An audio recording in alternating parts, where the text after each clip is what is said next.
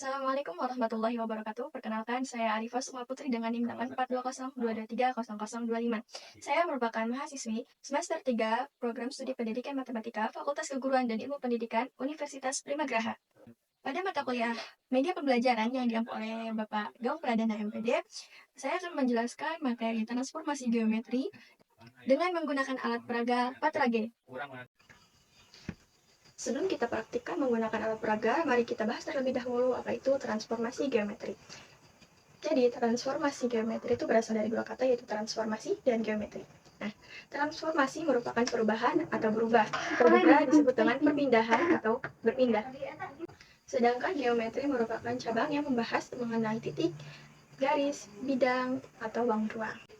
Jadi, transformasi geometri merupakan perubahan dari sebuah titik, garis, bidang, atau bangun ruang dengan mengubah ukuran atau posisi dari geometri tersebut.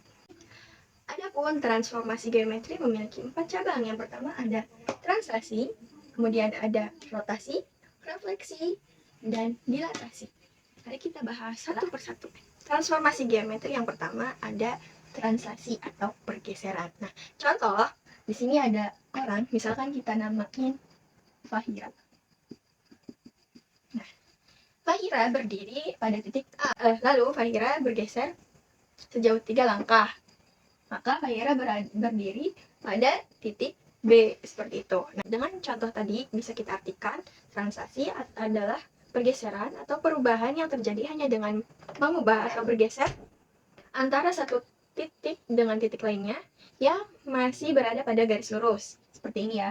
Fahira bergeser pada garis lurus seperti ini. Jadi translasi ini hanya merubah posisi, tidak merubah bentuknya. Di sini tidak bentuknya Fahira tidak berubah menjadi mengecil atau membesar ya.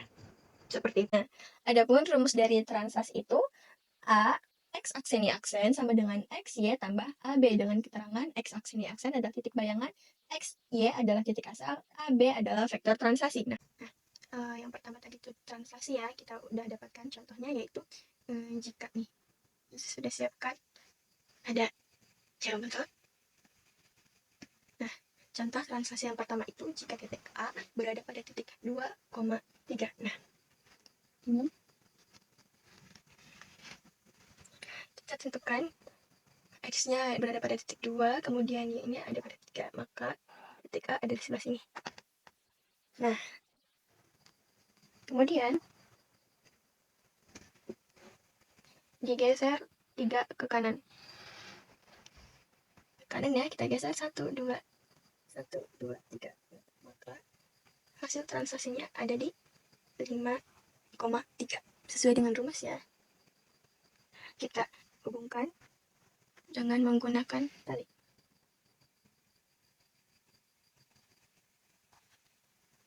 Seperti ini. Contoh kedua kita misalkan titiknya berada pada titik 1,5. Sebentar. Lalu kita geser 2 ke bawah, 1, 2, lalu 3 ke kiri, 1, 2. Nah, maka hasil translasinya yaitu negatif 2 dan 3. Jadi dalam translasi ini kita hanya menggeser atau merubah suatu titik. Bisa geser ke kanan, kiri, ke atas, atau ke bawah seperti ini. Jadi ada yang geser ke kanan seperti ini, ada yang geser ke bawah lalu ke kiri atau ke atas seperti itu. Itu adalah contoh dari translasi. Jadi translasi itu aja hanya menggeser posisi-posisi titiknya saja. Yang kedua ada rotasi atau perputaran. Jadi bisa kita lihat di sini ada sebuah sikus. Ada sebuah segitiga siku-siku yang diputar 90 derajat menjadi seperti ini. Tadinya siku-sikunya menghadap huruf L seperti ini, berubah menjadi seperti ini. Nah, jadi kalau kita definisikan, rotasi adalah suatu perubahan posisi titik atau bidang dengan cara diputar satu titik pusatnya dan menggunakan sudut tertentu. Jadi rotasi berpatokan pada sudut untuk mengubah posisinya. Nah, biasanya sudut-sudut yang dipakai yaitu 90 derajat, 180 derajat, dan 270 derajat.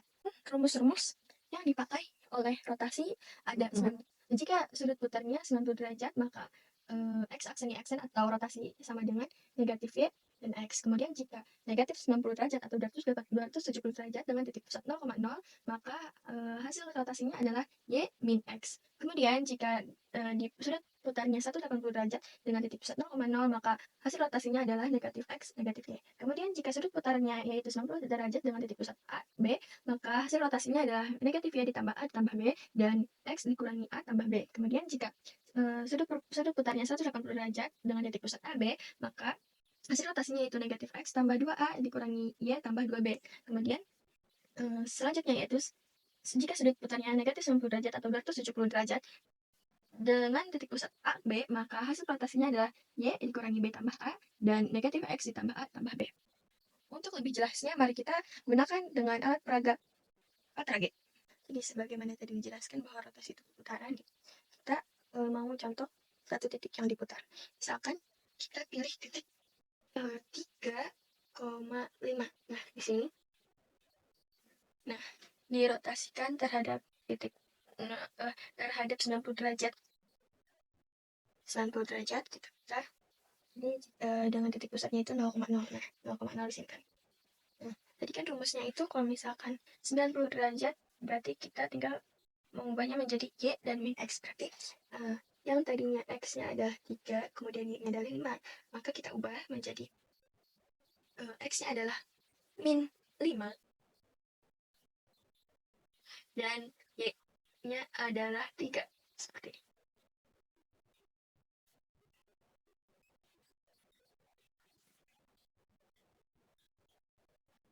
Nah, jika kita hubungkan dengan titik pusatnya 0,0, nah maka hubunglah sudut 90 derajat.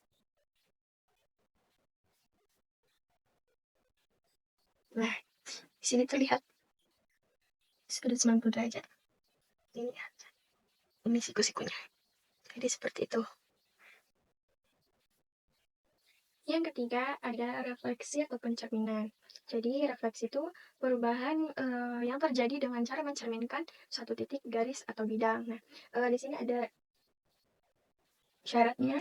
Biasanya yang pertama itu ada cermin itu menjadi titik tengah antara titik asal dan bayangan. Kemudian jarak titik asal atau A, X, Y sama-sama dengan titik bayangan atau A aksen, ya X aksen, Y aksen. Kemudian yang ketiga, garis yang menghubungkan antara titik asal dan titik bayangan akan berpotongan tegak lurus dengan cerminnya. Nah, adapun rumus-rumus dari refleksi yang pertama, jika dicerminkan dengan sumbu X, maka hasil refleksinya adalah X negatif Y. Kemudian jika direfleksikan dengan sumbu Y, maka hasil refleksinya adalah negatif X, Y. Kemudian jika direfleksikan dengan garis Y sama dengan X, hasil refleksinya yaitu Y, X.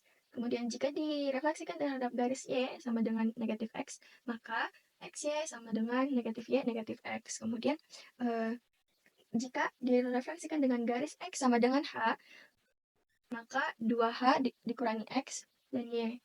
Jika kebalikannya yaitu garis Y sama dengan K, maka X 2K dikurangi Y. Oke, kita praktekkan dengan menggunakan alat peraga. Oke, kita praktekkan dari refleksi. Kita langsung saja, misalkan ada satu titik, yaitu misal titik 3,10 seperti ini. Direfleksikan terhadap sumbu X. Ini sumbu X-nya, berarti refleksinya ada di sini. Titik refleksinya ini bisa kita umpamakan titik refleksinya dengan pin berwarna pink. Ini adalah titik refleksinya. Nah, maka hasil dari bayangannya adalah seperti ini. Syaratnya itu kan kalau misalkan dari titik asal ke cermin sama dengan cermin ke bayangan. Kita coba hitung dari titik asal ke cermin berapa? 1, 2, 3. Nah, titik asal ke cermin adalah 3, maka kita lanjutkan dari titik cermin untuk menemukan titik bayangannya. 1, 2, 3. Seperti ini. Nah, jadi seperti ini. Nih, dicerminkan. Jadi sama awalnya itu 10,3 menjadi 10,3. Atau kita ingin merefleksikannya dengan cara sumbu Y. Nah, sama, kita ini adalah titik cerminnya, maka titik asal kemudian titik bayangannya adalah, kita bisa lihat dari sini 10, maka hasilnya itu adalah min 10, sama ini ya dengan cermin 3, seperti itu, dan seterusnya. Yang terakhir atau yang keempat yaitu dilatasi. Dilatasi yaitu berubah ukuran. Nah, misalkan di sini ada suatu bola yang kecil, nah didilatasikan menjadi besar. Nah, jadi dilatasi adalah suatu transportasi yang mengubah ukuran suatu objek menjadi memperbesar atau memperkecil. Jadi dilatasi ini hanya mengubah ukurannya, tapi tidak dengan merubah bentuknya. Ya. Dilatasi memiliki dua unsur. Yang pertama yaitu ada pusat dilatasi, yaitu titik acuannya. Kemudian yang kedua itu adalah faktor skala, atau biasa disebutkan dengan K. Faktor skala adalah faktor yang menyebabkan hasil dilatasi memperbesar atau memperkecil dari objek aslinya. Nah, adapun rumus dari dilatasi yang pertama, jika menggunakan titik pusat 0,0 dan skala K, maka hasil dilatasinya yaitu K dikalikan dengan X dan K dikalikan dengan Y. Kemudian yang kedua, jika titik pusatnya A dan B, maka kemudian dengan faktor skala K, maka X, Y, K dikali X dikurangi A tambah A, K dikali Y dikurangi B tambah B. Oke, mari kita hitung menggunakan alat peragat. Oke, selanjutnya mari kita praktekkan dilatasi. Nah, di sini sudah ada pin warna pink. Nah, pin warna pink ini berada pada titik min 3 dan 3. Kemudian faktor skalanya adalah 2 dengan titik pusatnya itu 0,0. Nah, kita hitung dulu ya teman-teman. Jadi misalkan titik min 3,3 dengan skalanya itu 2. Maka kita kalikan 2 dikali min 3 dan 2 dikali 3. Maka hasilnya adalah min 6 dan 6. Kita tandai dengan pin pink. Hasilnya adalah min 6 dan 6. Di sini berarti. Nah, tadi kan pusatnya itu 0,0 di sini. Nah, kalau kita lihat sini ya, kalau kita lihat awalnya titik ini adalah sebuah titik yang kecil, kemudian di faktor skalanya adalah 2, maka kita kalikan kedua titiknya menjadi lebih besar seperti ini ya, saling terhubung. Nah, posisinya kita hanya merubah posisi dan ukurannya, tapi tidak dengan bentuknya. Nah, itu adalah contoh dari penggunaan alat peraga seperti itu. Baik, mungkin cukup sekian yang dapat saya sampaikan. Kurang dan lebihnya mohon maaf. Terima kasih sudah menonton. Wassalamualaikum warahmatullahi wabarakatuh.